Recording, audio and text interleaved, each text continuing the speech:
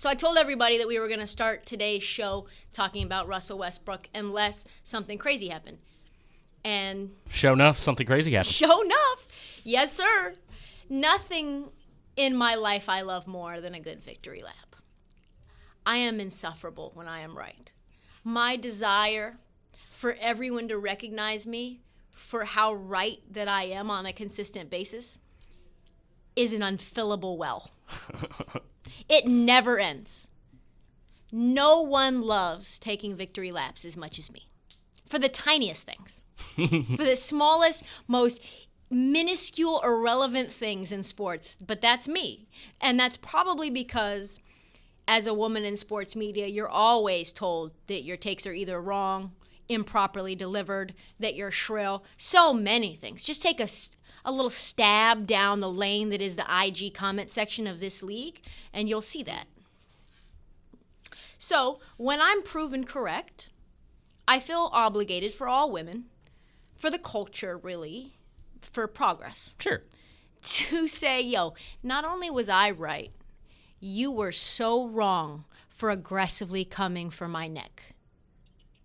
Not only am I right, you should have never, ever, ever spoken to me the way that you did about me being wrong. Anyway, so I digress. It appears that my take that players are in desperate need for fans could not have come at a better time. Perfect take at the perfect time. Marty, can you play my take from Monday's show? Sure. Imagine this. A thoughty thought sitting there with her low-cut top on, bodycon dress, oily tan legs, looking at you like she wants to give you the business, boy. Woo! And you're like, yes, I'm going to get her number after the game. And then right next to her, you get posterized.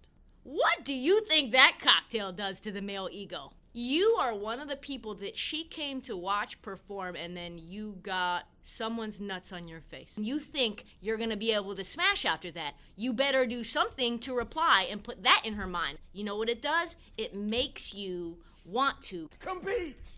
I need effort. Compete. I need effort. Compete. It makes you want to compete. To the boos, the screams. What I said we needed salty, aggressive hecklers, and we needed also thoughts. Hoes. Mm-hmm. Scantily clad hoes and hecklers. And what the universe gifted me, because I am obviously one of God's preordained children. Sure. He gifted me, or she gifted me, one human that encapsulated both. That is Courtside Karen. A thoughty thought that got so aggressive with LeBron James that she got ejected. Her and her mans got ejected for telling him, she said, I will fuck you up. She will beat him down. Courtside, she did that. So before we get into LeBron's response and why that vindicates exactly what I was saying, let's just dig a little deeper into Courtside Karen. Let's do it. Karen's real name is Juliana Carlos. She's 25 allegedly. She's a tough 25. It's not even like she's bad looking. No, it's just it's so much plastic surgery for a 25-year-old. I mean, the level of confidence that you must have has got to be kind of where my shoes are right now, on the ground. So they live in Atlanta. She's married to this. She's the third wife to this liquor distributor, which is just like maybe one of the skeeziest careers that you could possibly have, is to be a liquor distributor. You just drink for a living and get other people drunk for a living. They live in Atlanta, which I like to call LA's ratchet little sister. Sure, yeah. LA of the South, where you can buy a McMansion for like 1/10 of the price of a big city like LA. It's kind of like the Scottsdale, Arizona of the Southeast, I guess you would call it. I don't hate that. Yeah. You know, glitz glam, vanity plates, fake tits, Real Housewives of Atlanta type shit. Yeah. Right? You know what I'm talking about, right, Marty? You've been down there. Yeah, all too well. Okay, so for some reason, this guy, Chris Carlos, 57, with the allegedly 25-year-old wife, he's got liquor-related beef. This is what my inside, quote-unquote, sources say. Okay. He's got liquor beef with D. Wade, a member of the Heatles. right? So LeBron's best friends with D Wade, and he's like, "Yo, it's ones on site, fam. This is like it's like Bloods and Crips for like Pinot Noir, right?" So LeBron and this guy start jawing back and forth, and then Karen, aka Juliana, for some reasons decides, my man needs me to protect him. He's 57. I'm 25. I'm in better shape maybe than him. So people are saying he's on steroids. There's a lot of slander about Chris being on steroids and also having some facial plastic surgery of his own. Oh, yeah. He does look like either Lou Ferrigno or Sly Stone or some combination of them both, but like that doesn't really matter to the facts of the story. So she starts saying some shit to LeBron James, like, "Yo, stop talking to my man or you're going to catch these hands, bitch." And he's like, "Yo, bitch, shut your ass up and sit down." So she takes off her mask and then she gets ejected. And then she goes insane on IG after she gets kicked out of the game. Play that last 40 seconds of this clip. Anyway, I'm minding my own business. No, you're not. Drinking my wine, having fun. All of a sudden, LeBron says something to my husband. And I see this and I stand up and go, "Don't fucking talk to my husband." And he amazing. looks at me and he goes, "Sit the fuck down, bitch." And I go, "Don't fucking call me a bitch. You sit the fuck, get the fuck out of here." And I go, "Don't fucking talk to my husband like that.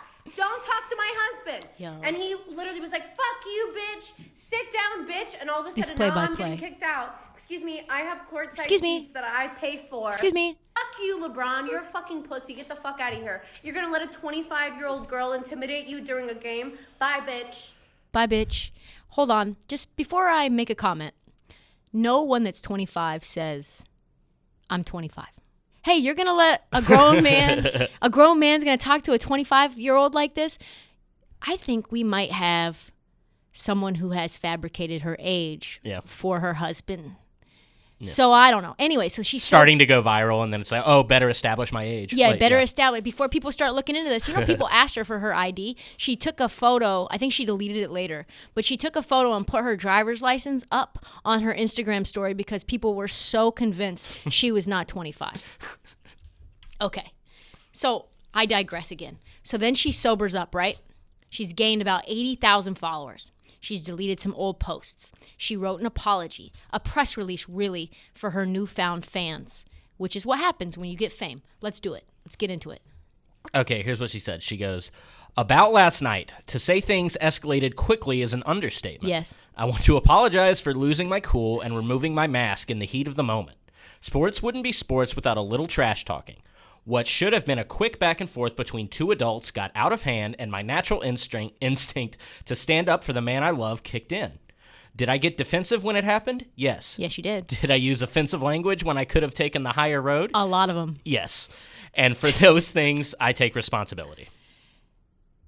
Was there an apology in there? Not really. There was no "I'm sorry." Oh, no, I want to lost my apologize. cool. I want to apologize for losing my cool. No apology for the words said to LeBron James, but that's okay. Did you use offensive language, Karen? I would say you did. You called him a pussy, and you told him he could catch these hands. As a side note, because there's a lot of side notes, a lot of thoughts that I have about this thought. How much money do you have to have in order to feel confident in your ability to tell LeBron James that you the 105-pound soaking wet blonde chick with fake tits and filled with diamonds, that you would fuck him up and you are safe after that? You can say that and feel completely comfortable in your own skin, no danger whatsoever. That's what 80, he's 270 pounds, pure muscle, one of the best players in the game. You know that if he wanted some sort of retaliation, he could get retaliation very, very easily, very fast. I mean, if that was Ron Artest, ooh, can you imagine? it would have been a tough day for Ron. It would have been a tough day for Juliana Carlos. That too. Okay, so that's what $80 million gets you. The irrational confidence that you can get in LeBron James's face and say, "Bitch, I will beat your ass." Okay, back on point. So back to why I'm right. So they ask LeBron James what he thinks about the incident. No, at the end of the day, I'm happy fans are back in the building.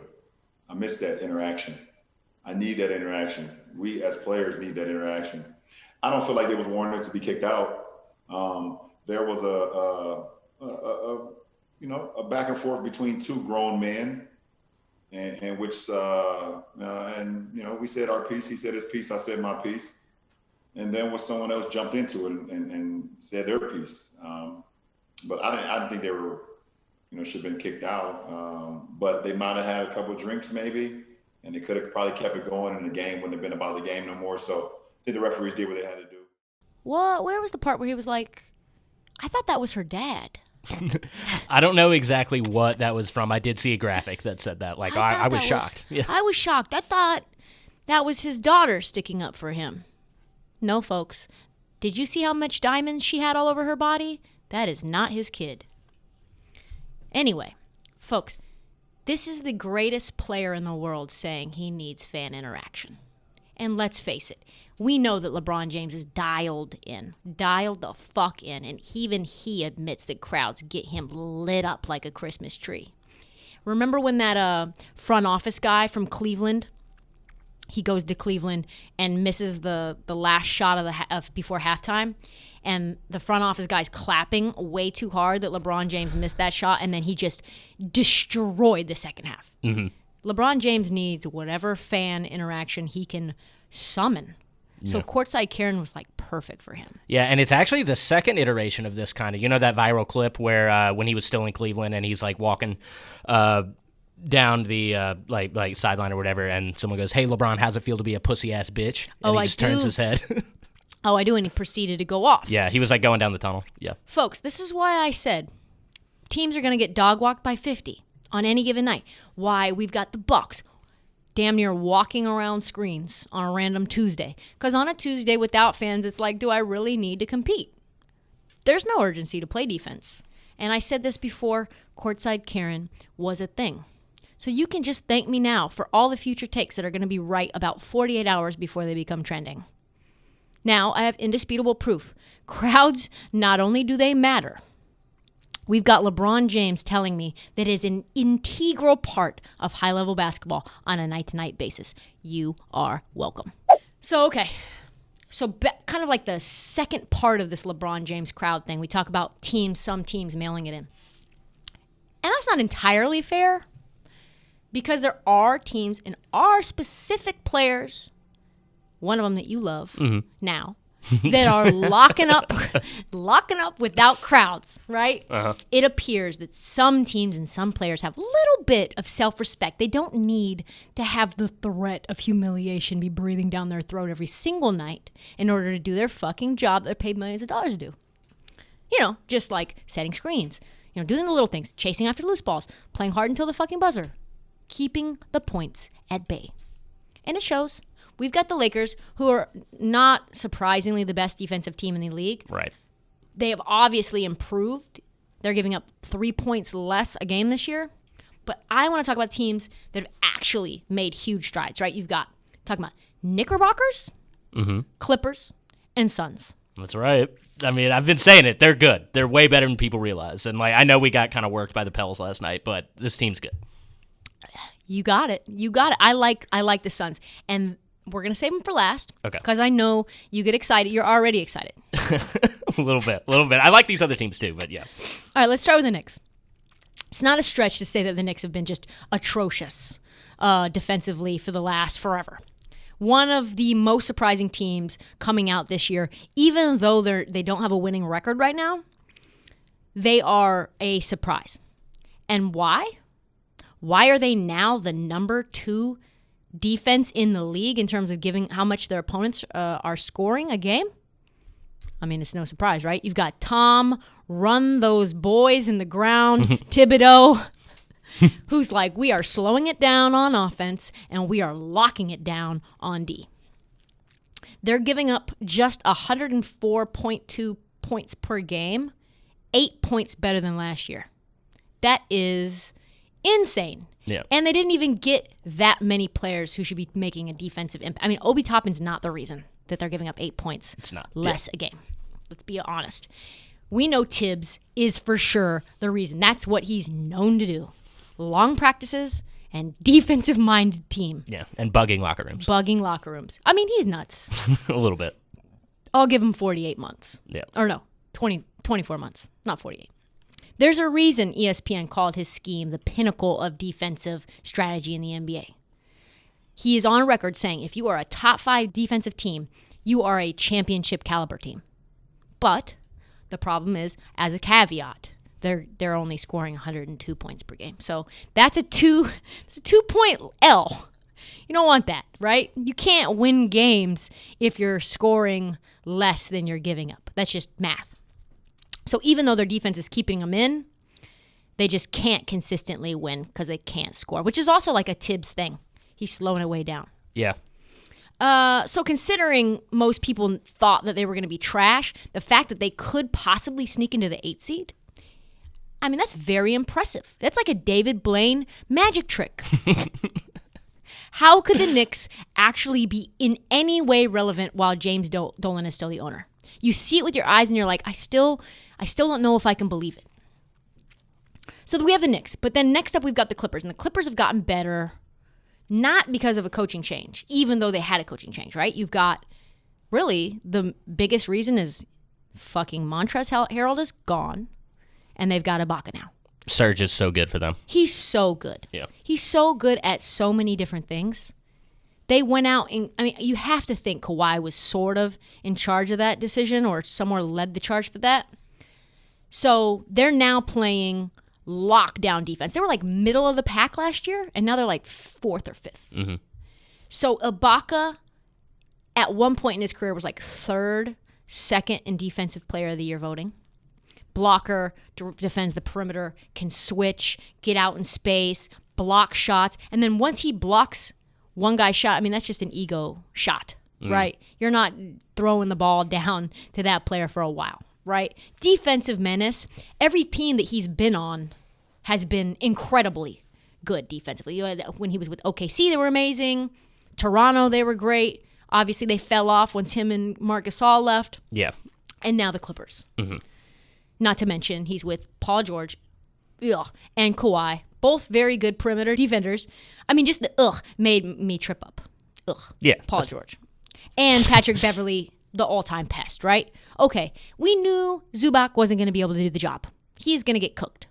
But with Ibaka, this is the reason, especially given that this team has chemistry, more chemistry with Ibaka, that they are a hard rock squad, and they have won like 12 out of 14 games. Mm-hmm. So that's impressive in a time where no one seems to care about defense, and no one seems to be defending them.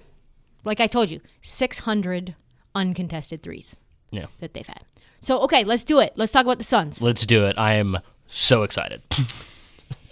So, Marty, this is really not a Suns segment. This is really a Chris Paul segment. That's fine. I'll take it. I mean, every single team that Chris Paul has played for improves its defense by at least 5 points per game. That's insane. And then when he leaves, I hope he doesn't leave, you guys, it drops off a cliff again. Yeah. He got to Houston. Here's some numbers. He got to Houston. They gave up 109.2. The next year was CP, 103.7. I don't like talking numbers, but this is absurd. When he left, back up to 113.7. That, you think that's an anomaly? Okay. Last year in OKC that he was there, they were giving up 108.6. Then the year after he left, they fell to 115.5. Not good. And last year, Suns gave up 113.4. You probably remember those games. Yeah, no, it was tough. They were gross. Yeah. This year, 107.5 and 5th in the NBA. All of that to say, can we put some fucking respect on Chris Paul's name? Please. Everybody says, Chris Paul's washed.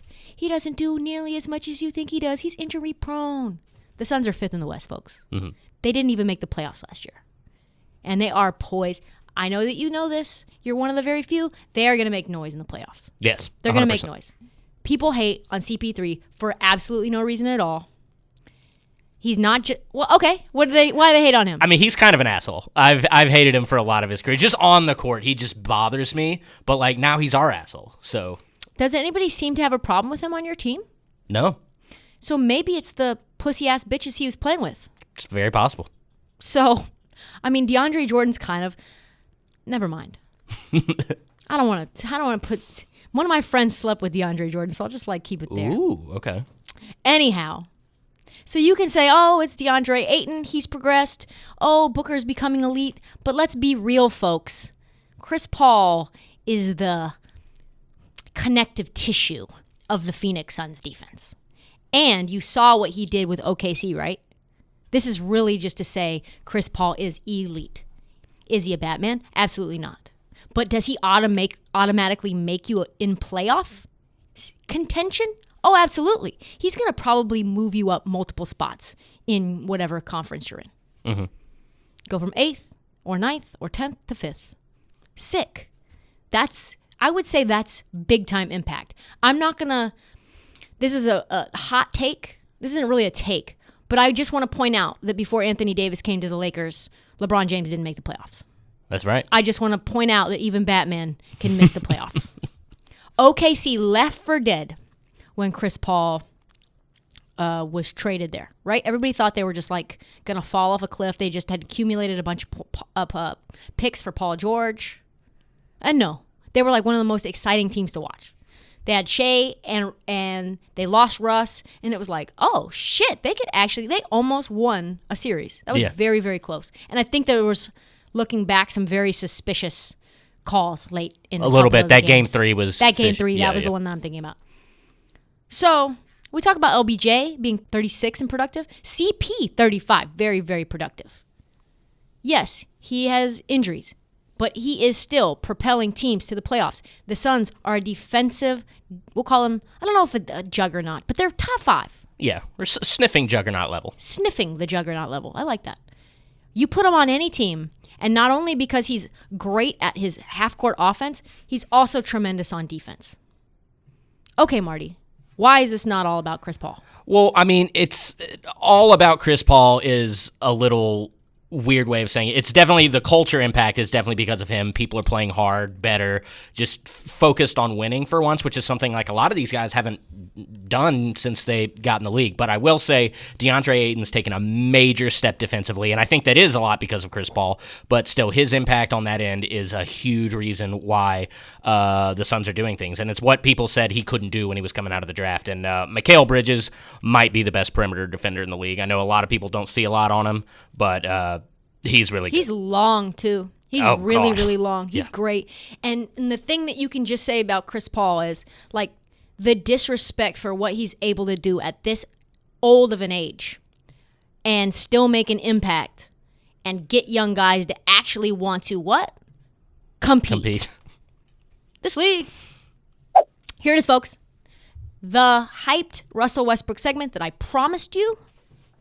As an aside, I looked for Russell Westbrook songs. If you go on Spotify right now and you search, which you don't have premium access to, Marty. It's coming. If you look on Spotify and you search for Russell Westbrook, there's 100 songs named Russell Westbrook. That is insane. That he may be one of the most highly named rap song players. I don't know if that makes sense. It would make sense a little bit, why he would be that guy. Yeah. Why you would title your song Russell Westbrook, though? Oh, titling the song's a little weird. All of the song titles were Russell Westbrook. That's crazy. Anyway, we'll probably do a segment on that in the future. If you don't think we will, you are not familiar with this league. You're just not. You're just not. Okay, so what is a time? What's the best time to talk about Russ? When he is healthy for the first time all season. He puts up 41 in one of the highest scoring games in NBA history to beat the Nets that are supposed to be a contender when this Wizards team is trash. Trash.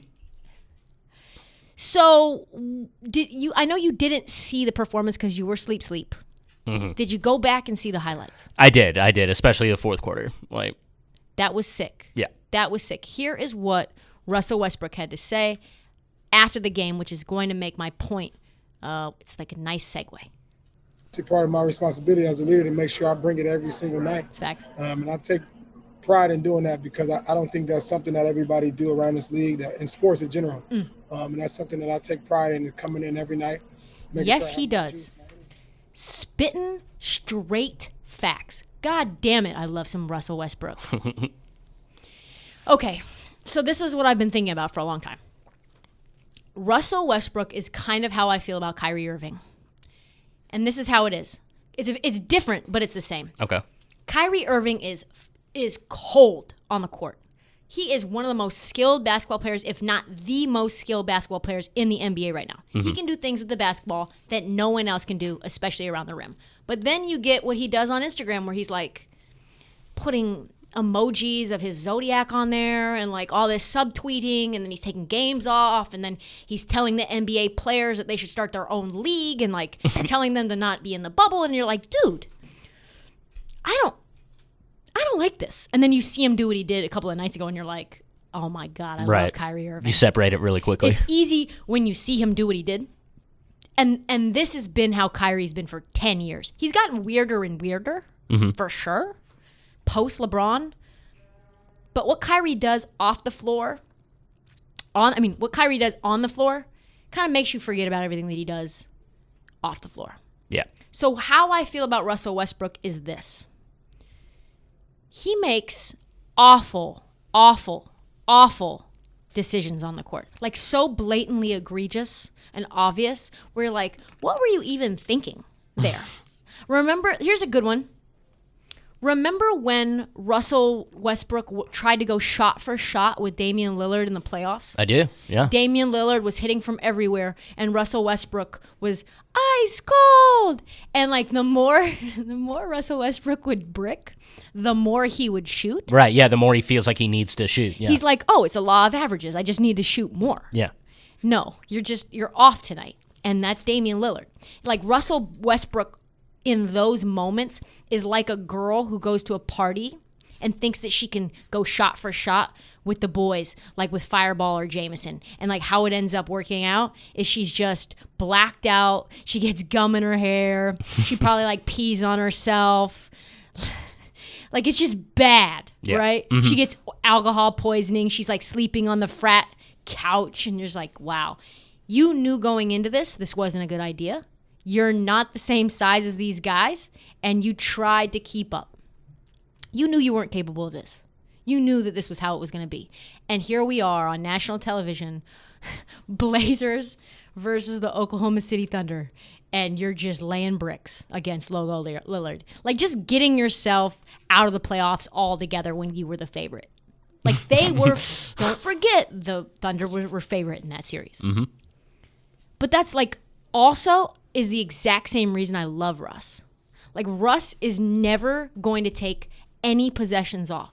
He's that guy that trains, and I was talking to a friend about this. He's that guy, his mentality over the offseason is, how do I prepare myself and my body to be physically able to be a Tasmanian devil on every single play? That's crazy. You're talking about a time when guys are walking around screens, and you've got Russell Westbrook going 100 miles an hour every single night, sometimes 82 games. That's crazy. It is. Even LeBron takes possessions off because he's not insane like Russell Westbrook. So God bless him, right? He makes the NBA, I believe he makes the NBA better, even though he sometimes makes egregiously terrible decisions. This is how Russell Westbrook is to his teammates. I want to see him keep up. Keep up. Let's go. Come on. You supposed to be the man. I know you can be the man. This is him in halftime with the Wizards against the Nets. 365. No plays off. No possessions off. On both sides of the ball. 100 miles an hour. Players could learn something from Russell Westbrook, and I know people don't like this comparison because it's not a very good one when you think about Russell Westbrook shooting because his shooting is egregious. But like if Donovan Mitchell could do any of the things that Russell Westbrook could do, he'd be an amazing player. Yeah. Any of the things. Just stay being a shooter and do any of those things, whether it's rebounding, stealing. I mean, Russell Westbrook had the presence of mind to try to steal the ball, realize his teammate stole the ball, go back to the three-point line, and hit the fucking three when he's not a shooter to put them up one against the team that's supposed to be the contender. And he's like, yeah, I'm like that. So, okay. So as infuriating as Russell Westbrook is, and you certainly do not ever want him on your favorite franchise's team, never? No. Like, you would never want him on the Suns, right? Oh, no. No. But if you got him on a lazy team, it would be like ship up or ship out. Yeah. Think about this. Russell Westbrook and James Harden grew up together. They played together in OKC. Mm-hmm. They were good friends. Russell Westbrook and Harden planned on his move to Houston. And one season after viewing what James Harden was up to, he was like, you know what? I got to bounce. I'm going to head out, fam. DC looks good. I'd rather play in a perennial losing team than play with someone who can't even show up for film on time. And I know I've known you since we were in Little League. I don't care that he's awful to media members. He's been awful to me. Like, really? a lot.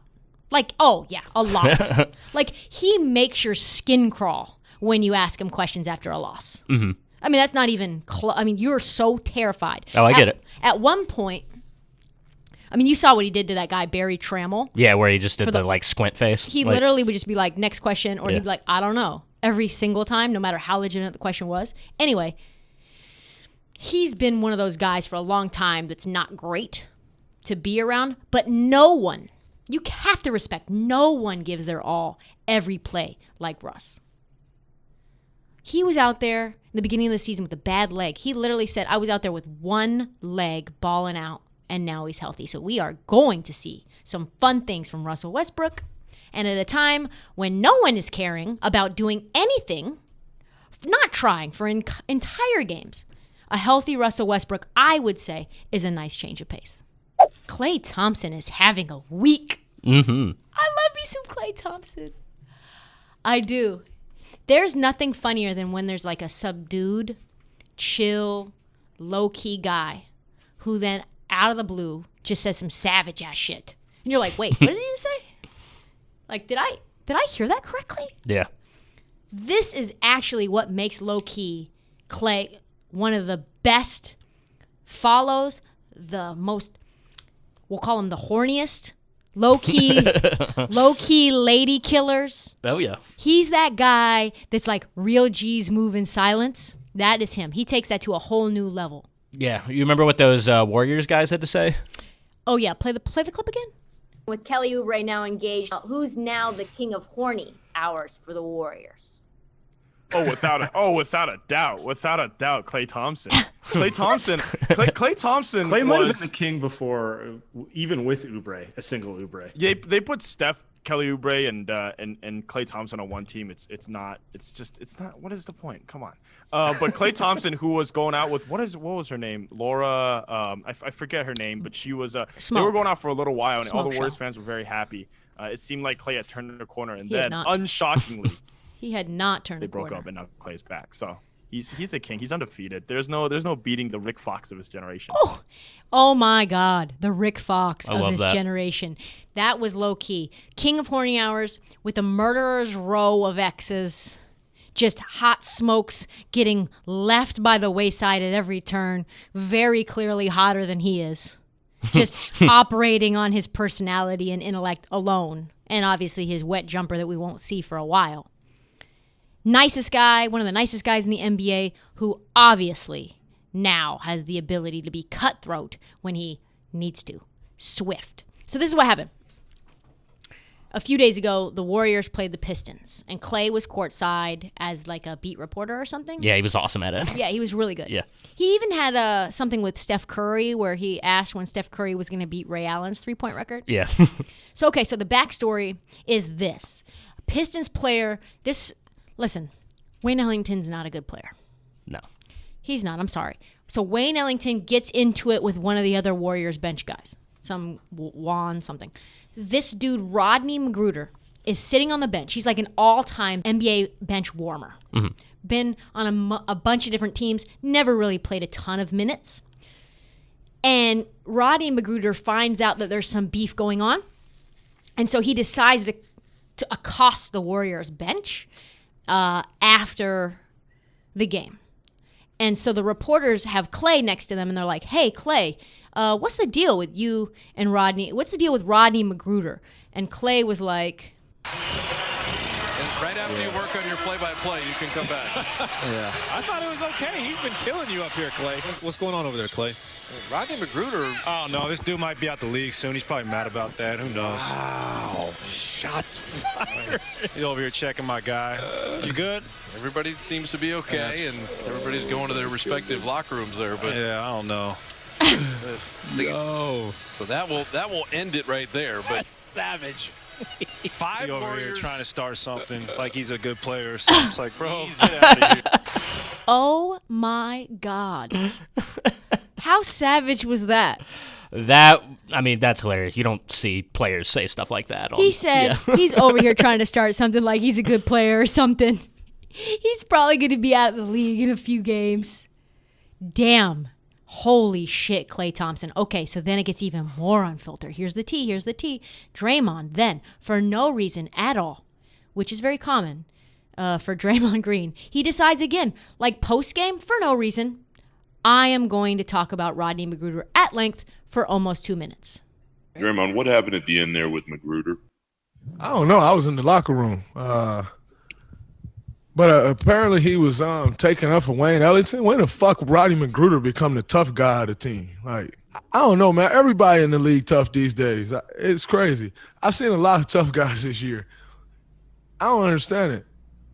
And don't nobody do anything. Like, if you really wanted to do something, you could have done it. Walk over there talking shit like he's a team tough guy. Get the hell out of here. Oh, my God.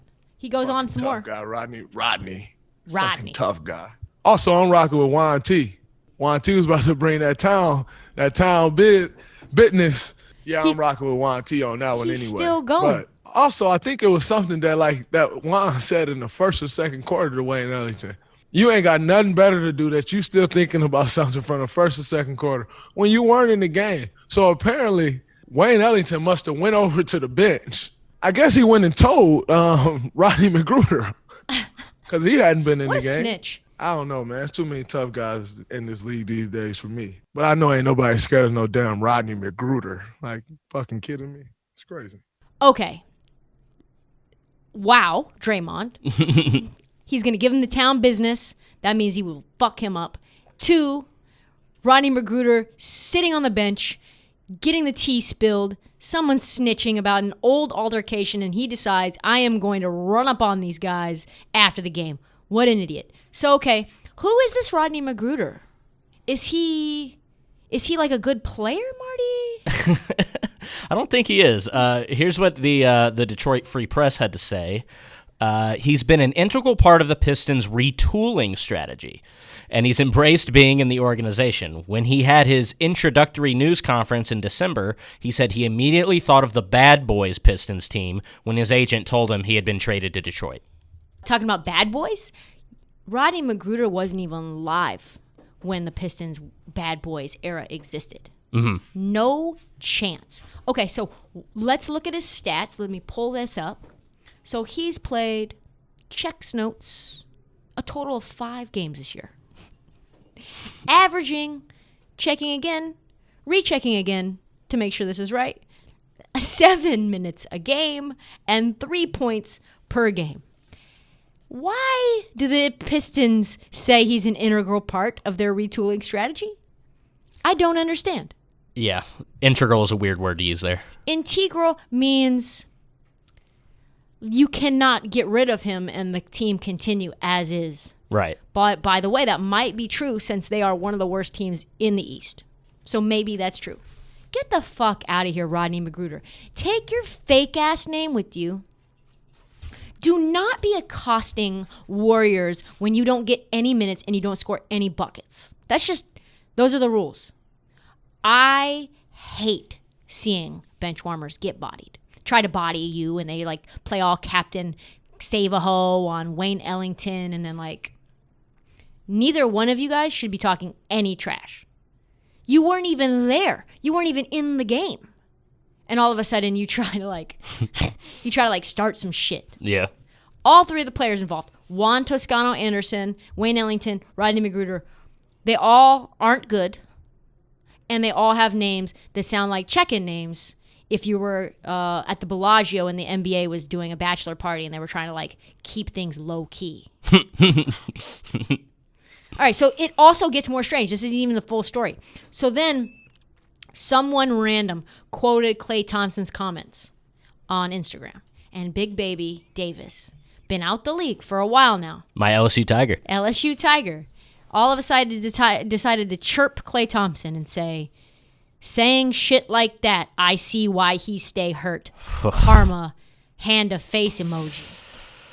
Wow. All right, then Klay also decides, because he doesn't have anything better to do either, I'm going to clap back. Dang, Big Baby, this what we on now? I can't wait till I see you on the court next year. I'm calling ISO every time. I'll probably get 40 and a quarter with big fella chasing me. Okay. Then Big Baby responds and says, you right about giving me 40, but you can't check me. It's barbecue chicken on the block. I bet my life on that. And I imagine like, cuz. Yep. Holy shit. In the grand scheme of things, yes, a very savage thing to say, but Big Baby is not touching basketballs. And he hasn't played since 2015. He hasn't touched anything except for like a meat lover's pizza since 2015. Yeah. Before we go any further, I have a story about Big Baby from Baton Rouge. Give it to me. Okay, so this is my freshman year at LSU. It's like 2009, height of his fame in How Boston. famous was he? In Baton Rouge, huge. Okay. Like people knew who he was. So I was out like somewhere at like a pizza joint, which is funny that you say that. And he had on a T-shirt that said freelance gynecologist. And I thought that was very funny. What? Yeah. Big Baby Davis stands for I'll give you some big babies with my Davis. Mm-hmm. Like 11-pound babies Davis. Yeah. Sorry if I broke that up. No, It just that felt was like good. That had to be said. That was good. Yeah. I like that. Okay, so Klay Thompson, we know, 2 back-to-back injuries, ACL and then Achilles, way too much time on his hands. He, with this much time on his hands, is a media menace. Breaking hearts, spitting facts, just slapping down former NBA players trying to stay relevant in the game. Like, get the hell out of here. And current NBA players trying to stay relevant. And you know what, Marty? This is probably my fault to say this. You can fault me for this. And I know that me saying this out loud is toxic. I get that. But I am here for the shit. 24/7, inject this shit in my veins, because this is where the name This League came from, folks. This T, this league. All right, we've got some voicemails, and we're going to save the last one, the best one for last, because it's a troll, and I have so many things to say. Yo, love the pod. Wondered what you were thinking about Jared Dudley's comments about your guy, Pandemic Pete. Okay, so I don't know if anybody's heard about this. It's like sort of breaking, not really breaking, but just came out today or yesterday. So this stems from this new book that Jared Dudley just put out. I think it's called In the Bubble. Mm-hmm. And had some comments about Paul George, a.k.a. Pandemic P, a.k.a. Playoff P. Right? Okay, here we are. So first of all, let's just skip over the fact that Jared Dudley has had enough time on his hands to write a book since the bubble. He had like a month and a half off. He had like a month and a half off, and like probably has been writing it now. And when I say let's skip over it, I mean like let's get into that for a second. He's played 20 minutes all year, Jared Dudley. He's hit 3 buckets all year. Total, not average. Total 20 minutes, total 3 buckets. All season. So what I would say about this is he's just living off that LeBron James friendship. Like, he is just clinging to that time where they played together. Just like this reputation as like this locker room guy. Mm-hmm. Just making $2.5 million just to keep the vibes tight. You know what I mean? Just being like, yeah, LeBron, everybody says that Michael's the GOAT, but you're really the GOAT. He's like foam rolling with LeBron at like 2 a.m. He's microwaving his food. He's making sure that like his Calm app is set and calibrated for like the light rain that he needs on his Beats by Dre headphones at night. You know, $2.5 million for that. Yeah. What a guy, LeBron James. What a guy. Shout out to LeBron James. He just gives people money. They say LeBron James spends $100 million on his body every year. I think that 2.5 is he's paying or having the Lakers pay Jerry Dudley for his mind. Just like the ultimate hype man that's just there on every road trip to just make, play whatever, socially distance, whatever game, insert game here. Yeah. And he actively talks about it too, Jared Dudley, about the fact that he's being paid to be just a chemistry locker room vibes guy. which is fun. I want to get paid to be a vibes guy. Sure. LeBron James just getting guys paid. J.R. Smith. Let's just go through them. These are just a few off the top.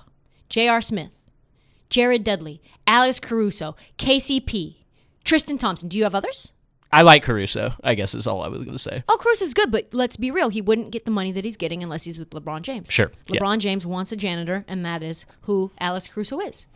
Tristan Thompson at one time, Matthew Dellavedova at one time, Timothy Mozgov at one time, that edible dude from Syracuse, Deion Waiters. Yeah.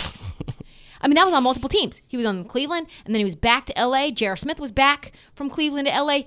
Iman Shumpert from Cleveland to L.A. He's just like, yo, I'm here for the vibes. I'm here for those Cleveland vibes, but in L.A. I could go all day about dudes that LeBron James gets on the payroll. KCP, that contract's crazy. Just eating off big homies, buffet platter, just a friendship contract, we'll call it. God damn it, I love LeBron James. And this isn't even a part of the story. Just, we digress. So Jerry Dudley has this book, right? And the book is like, hey, we hear some of those guys talking about how they're the team to beat in L.A. It's fine if Kawhi says stuff like this. God, this is a heavy tea episode. It's fine if Kawhi Leonard says that they're the team to beat in L.A. He's defending a championship. We didn't trip when Patrick Beverley was talking trash because that's how he feeds his family, meaning he has to summon himself to play high-level basketball by shit-talking. That's what he does. We respect that hustle. But it is disrespectful for Paul George, who's never won at any level, to put himself on the level of LeBron James and Anthony Davis. That is what motivates us. First of all, Jared Dudley. Second of all, I don't even know are we at third of all? Jared Dudley, you're not playing games. No. So it doesn't motivate us. It motivates them, right? We've talked about this. This is intriguing. I think that this whole little beef that Jared Dudley is fueling is going to make for a nice Western Conference Finals battle. Shit talking. You've got Pat Beverley talking shit. Paul George probably doing something. If the Clippers, of course, do not blow a 3-1 lead like they did last year. So it's going to get chippy. And then Paul George responds. Thankfully, he's gotten some advice, maybe from a PR firm or something, because instead of putting gasoline on the fire, he does and has responded with this. He says, God bless you, Jared Dudley. I don't know what this is. Dudes are throwing my name in stuff. God bless you, Jared. So someone is learning. What do I think about it? I think it's great, caller. I think that this is great for the game because, again, I am toxic and I love the tea. Next voicemail. Yo, if James Harden could smoke weed, do you guys think he would smoke mids? It's an ongoing bet. Let us know. It's an ongoing bet. Who has a bet about NBA players and the quality of weed that they smoke? Also, just he's asking if James Harden could smoke weed. I mean, newsflash, he can and does. Does he? Because what I've heard is that he goes to strip clubs sober. Oh. I heard he goes for the vibes. Okay. That he doesn't, he goes not to get lit, but for the vibes. So, okay, let's just assume for a second that James Harden does smoke weed. Okay.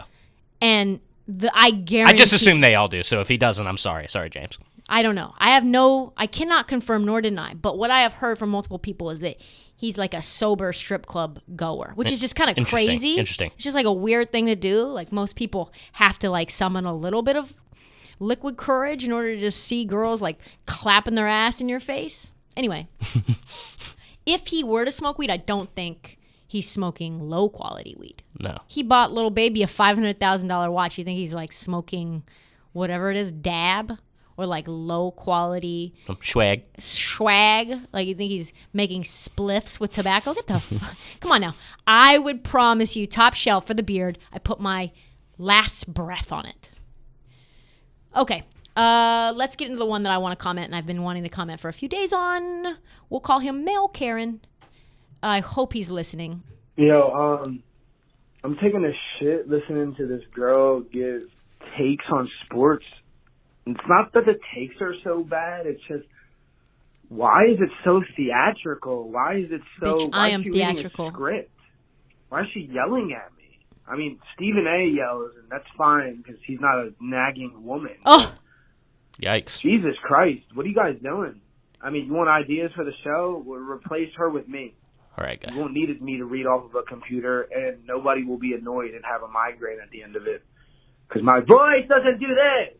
Okay, talk to you later. I think we've got a salty male Karen on our hands. I don't know his name, and I have his phone number. But let's just say this. There is a reason, sir, that you are you, sitting on the toilet, giving feedback on a voicemail. You had to find that voicemail, first of all. That's insane. Okay, you had to find that. I haven't posted that all week. Okay, there's a reason that you are you and I am me.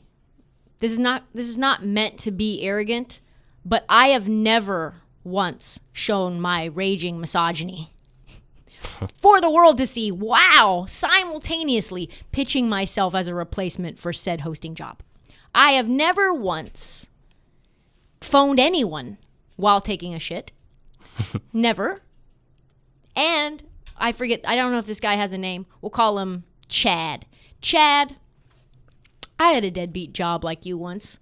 I remember driving to work every day being like, I'm a cold caller on a $30K salary. And just like so sad, just a soul-killing, terrible, Sunday scary, inducing, just like I hate my life kind of job. And you know what? I never called in to a podcast to say, this person is trash, they should hire me. What I did was make it happen my goddamn self. Created it my goddamn self. I am the creator of this league. I am the writer of this league. I am the voice of this league, Chad. And with Marty, we are producing a podcast twice a week on the NBA on one of the largest podcast networks in the world. And what are you doing? You are taking large shits and feeling sorry for yourself like a goddamn simp. Dave Portnoy, who I am sure is your greatest idol, you probably jack off to Dave Portnoy's DDTGs or fucking pizza reviews. He chose me to be the leader of this league. He signed off on that. So why don't you just trust his judgment, go fuck off, and create your own goddamn project instead of trying to take mine? Get at me when you figure it out. And get off the toilet so you can fucking compete! Compete!